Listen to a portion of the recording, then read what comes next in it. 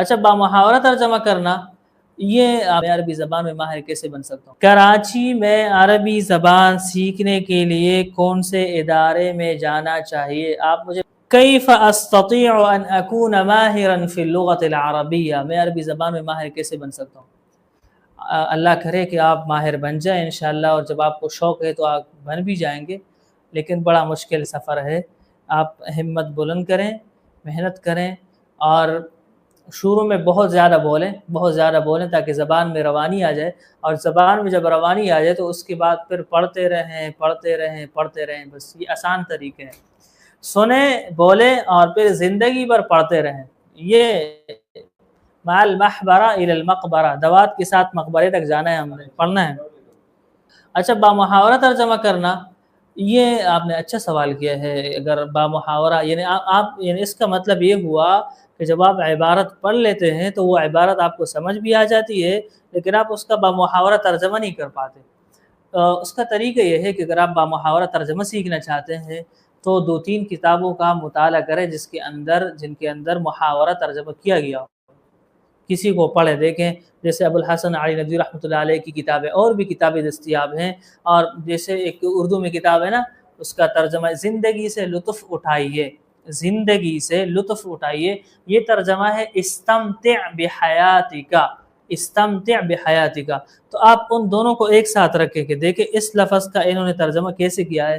مثلا میں آپ کو یہاں بتا دیتا ہوں کہ یہاں مختلف الفاظ ہوں گے نا، تو یہاں ترجمہ کیا گیا ہوگا، اب انتشر انتشار النار فی الحشیم، انتشار انتشار النار فی الحشیم، وہ جنگل کی آگ کی طرف پھیل گئی، وہ خبر جنگل کی آگ کی طرف پھیل گئی۔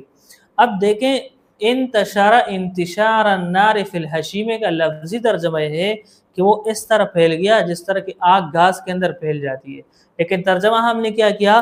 ہم نے ترجمہ یہ کیا کہ وہ جنگل کی آگ کی طرف پھیل گئی، کیونکہ اردو زبان میں گھاس کی بات نہیں ہوتی، جنگل کی بات ہوتی ہے۔ تو یہ آپ اس طرح مختلف پڑھتے رہیں، جنہوں نے پہلے ترجمے کیے ہیں ان کا آپ مطالعہ کریں اور دیکھیں کہ انہوں نے کس لفظ کا کیا ترجمہ کیا ہے۔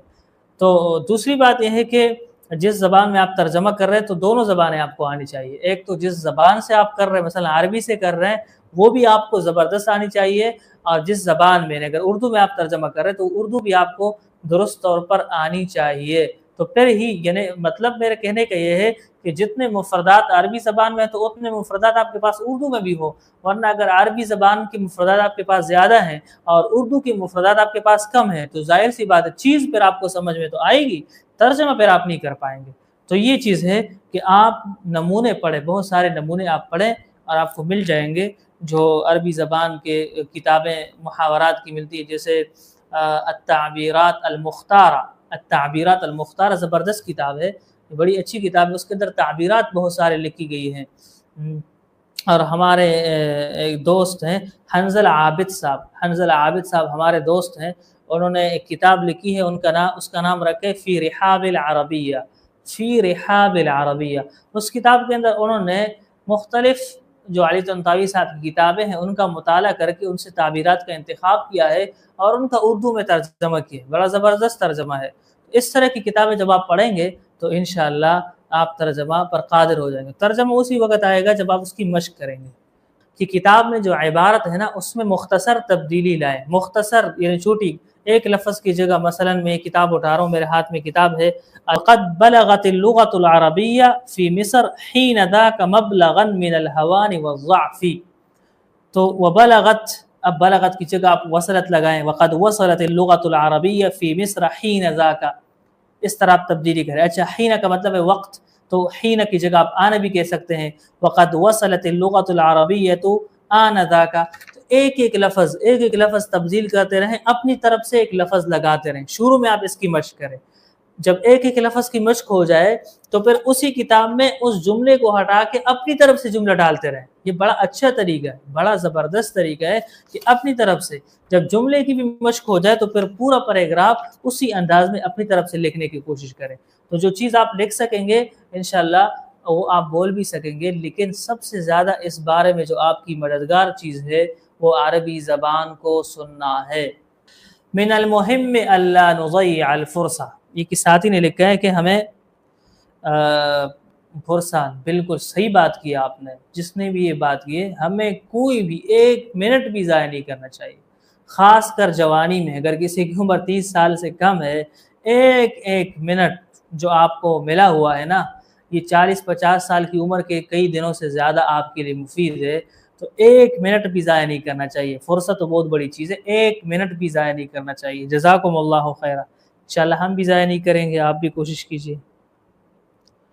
کراچی میں عربی زبان سیکھنے کے لیے کون سے ادارے میں جانا چاہیے؟ آپ مجھے بڑے امتحان میں ڈال رہے ہیں، اس لیے کہ میں خود بھی کئی اداروں میں پڑھا رہا ہوں۔ جیسے عربی کے حوالے سے کراچی میں بہت سارے ادارے ہیں، جیسے معہد الخلیل ہے، وہاں پر بھی بڑی اچھی ترتیب ہے معہد الخلیل، جہاں پر میں نے خود بھی عربی تخصص کیا ہے۔ جامعہ فاروقیہ فیز 2 ہے، وہاں کی بھی بڑی اچھا سسٹم ہے وہاں کا۔ اور ہمارے جامعہ صفہ کے اندر بھی معہد کی کلاسیں ہیں، ہمارے جامعہ بنوریہ کے اندر بھی معہد کی کلاسیں ہیں۔ اور ابن عباس چونکہ وہ وفاق میں نہیں ہے تو اس لیے مستقل پڑھائی تو شاید ساتھی نہیں کر سکیں گے، لیکن عربی سیکھنے کے لیے اگر شعبان میں جاتے ہیں یا پھر ویسے کسی وقت جاتے ہیں تو ابن عباس کا ایک بڑا نام ہے عربی کے حوالے سے، تو ان مدارس میں جا سکتے ہیں۔ دارالعلوم کراچی میں بھی عربی کا شعبہ ہے، نیو ٹاؤن میں بھی ہے۔ جزاکم اللہ۔ محاضرۃ اليوم رائقہ، بہت زیادہ فائدہ ہو رہا ہے اور مزہ بھی آ رہا ہے۔ اس کا مطلب ہے کہ ماشاءاللہ آپ بڑے باذوق ساتھی ہیں، اس لیے کہ فائدہ ہونا اور مزہ آنے میں آپ فرق کر رہے ہیں۔ نستفید ونتمتع، اس کا ترجمہ آپ عربی میں اس طرح کریں گے، نستفید ونتمتع۔ کوشش کرے کہ کوئی ساتھی، کوئی دوست آپ کو ملے جو آپ کے ساتھ عربی زبان میں بات کرتا ہو اور آپ کا تکلم جو ہے نا جاری رہے۔ تو دعاؤں میں یاد رکھیے گا، اسی پر اکتفا کرتے ہیں۔ السلام علیکم ورحمۃ اللہ وبرکاتہ۔